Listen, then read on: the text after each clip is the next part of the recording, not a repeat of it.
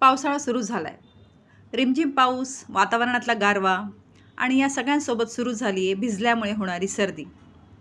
नाक वाहतं, घसा खवखवतोय आणि अशा वेळेस तुम्हाला आठवतं आपली आजी काय म्हणायची?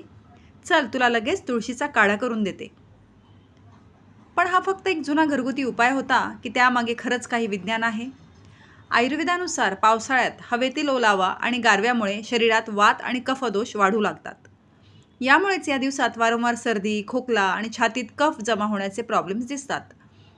आणि तुळस शरीरातील हाच वाढलेला कफ आणि वात संतुलित करण्यासाठी सर्वात प्रभावी मानली जाते. म्हणून तर पिढ्यानपिढ्या पावसाळ्यात तुळशीचा काढा दिला जातोय. आता सायन्स काय सांगतं? मॉडर्न सायन्सनुसार तुळशीमध्ये युजेनॉल आणि सिनियॉल सारखी नैसर्गिक संयुगे म्हणजेच कंपाऊंड्स आढळतात, ज्यांच्यामध्ये पॉवरफुल अँटी इन्फ्लमेटरी आणि अँटी मायक्रोबियल म्हणजेच सूज कमी करणारे आणि जंतुनाशक असे गुणधर्म आढळतात.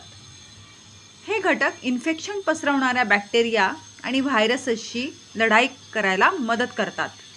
इतकंच नाही, पावसाळ्यात जेव्हा घसा खवखवतो तेव्हा गरम तुळशीचा काढा घशाला लगेच आराम देतो, जमा झालेला कफ पातळ करतो आणि आपला श्वसनमार्ग मोकळा ठेवण्यास मदत करतो.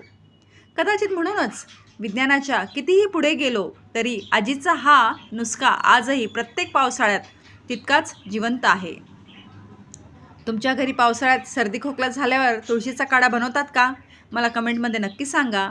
आणि अशाच आजीच्या पारंपरिक नुस्ख्यांमागील सायन्स जाणून घेण्यासाठी फॉलो करा doctor D's care for you या चॅनलला.